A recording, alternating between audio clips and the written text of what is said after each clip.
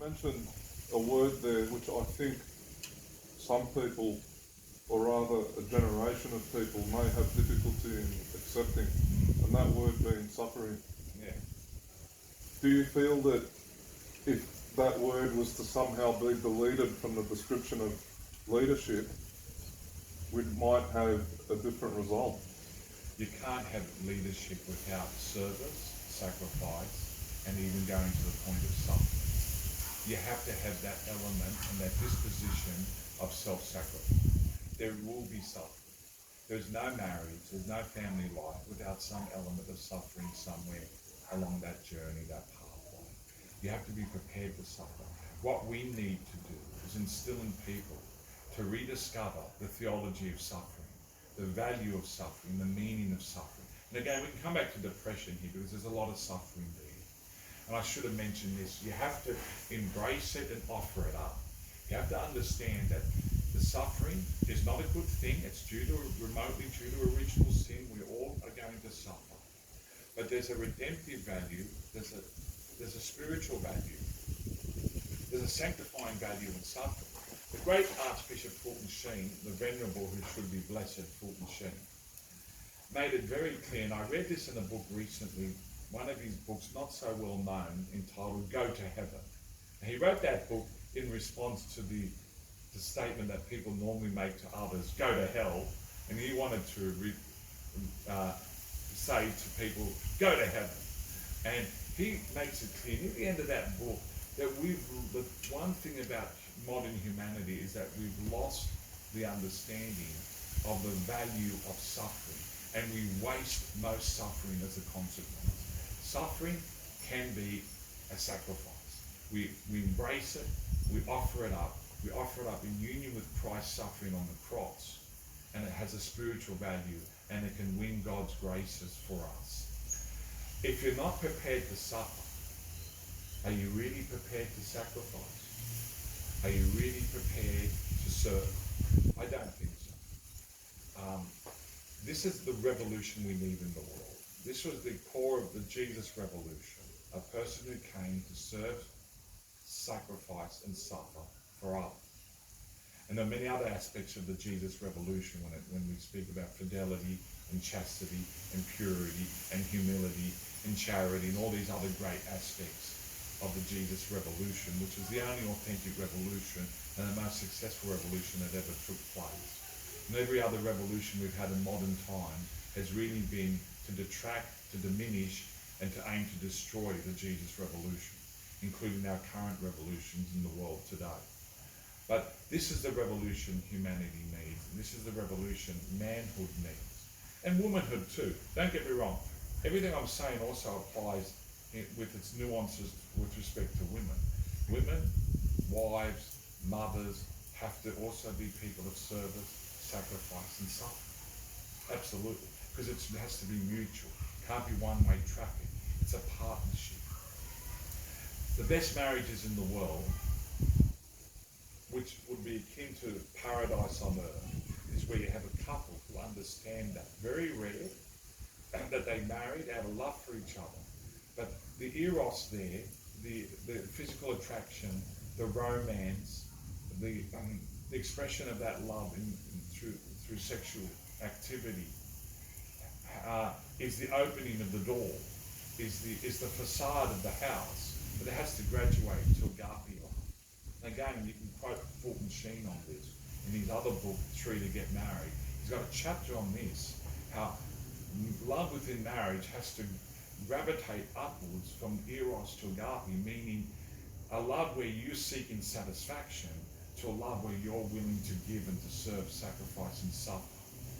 And that's why marriages fail, because when sex gets boring and you only went into marriage because you're really seeking the fulfillment of your own pleasure, your own desires, in other words, your own selfishness.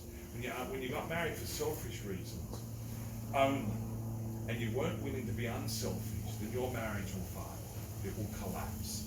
That's why so many marriages are over within 12 to 24 months, because the physical passion, the physical enjoyment has waned, but those people aren't in a position or unwilling to gravitate to agape love, where they are willing to give to serve, sacrifice and suffer for the other or for anyone else. That's why we don't want children. That's why our birth rates are so low. The core reason, okay, there are economic reasons, but one core reason also, when you look at very wealthy and very well-to-do people, why they only want 1 or 2 children, there has to be an element of selfishness. Because to have children, you have to be unselfish. You have to be willing to serve and sacrifice for them. And that's the secret. That's the missing secret the world doesn't know. And if the world did know, the world would be restored to where it should be. Marriages, families, society, and the world will be restored when we've come to know, understand, and with God's grace and only God's grace, because you can't live agape love yourself. It's not natural. It's supernatural. It's only in response to God's inspiration and us saying yes to that we can be lifted out of this excessive self-love that enslaves us, to be able to love outwardly and externally for others, and that liberates us.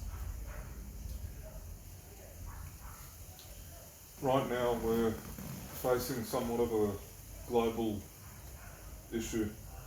This coronavirus has gripped the world, and I feel that the fear of it is far worse than the bite of the virus. Do you think that moments like this in time will flush out who people really are? I think what we're seeing in the world, and I have to be careful here, because this is a serious issue and one that we have to deal with on an international scale. And I don't want to diminish or belittle the seriousness of it. Because I have a mother who's in her 80s, who is very vulnerable, and if she caught it, she most likely would not live. So I have to take this seriously. And we're seeing more and more cases of people who are not in the risk categories who are dying from it. So we have to take it seriously. So I am. But the reality is the general sense of panic is symptomatic of a society that has lost faith to a large degree. The response to this crisis can't be just natural, can't be just government, can't be just social distancing or sanitation, washing your hands. It has to be that. There has to be more. We need to get on the front foot, and we need to be doing those natural physical things. We also need to be doing the supernatural things. We need to be engaging in more prayer, private and public. We need to be having more benediction. We need to be having, masses need to continue, and they are. And sacraments for those in urgent need is still continuing, which is good. But the only thing I'd say that's lacking is that we need more acknowledgement that God can bring a solution to this, to mitigate this. And I would like to have seen a greater effort to enable people who desire communion regularly, if not daily, that they could have still had some access to daily communion. That, for me, is a gap in our response. The interesting thing is that at work I was planning to have this is one irony here that I'll relate, that emphasizes something we've forgotten. I was planning to have a pilgrimage to Germany this year through work, to take 30 odd people, 30 staff members, Catholic educators, etc., to Germany to go and pass through the Oberammergau Passion Play. It happens every 10 years.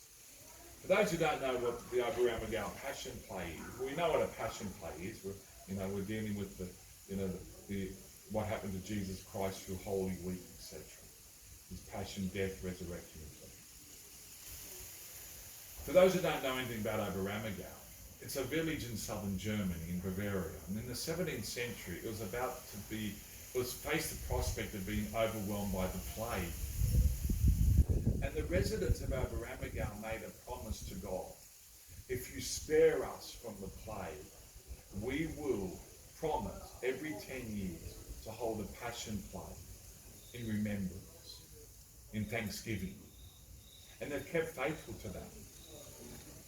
Now in 2020, this Passion Play, for the first time, as far as I'm aware, I don't know about the world wars or whatever, but the irony is that this Passion Play now has been postponed a couple of years to 2022. Why? Because of a modern day plague, so-called coronavirus. Now, there are good reasons for that.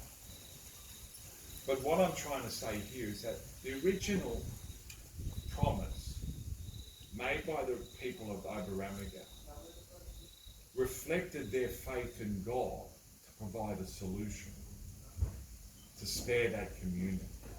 We can't forget God as part of the solution. Many have not forgotten. Many in our church have not forgotten, and they've been very good.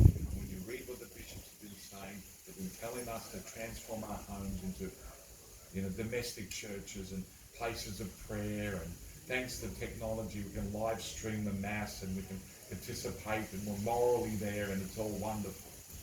And we need to keep that and promote that, and not forget that everything we're doing, God is part of the solution as well.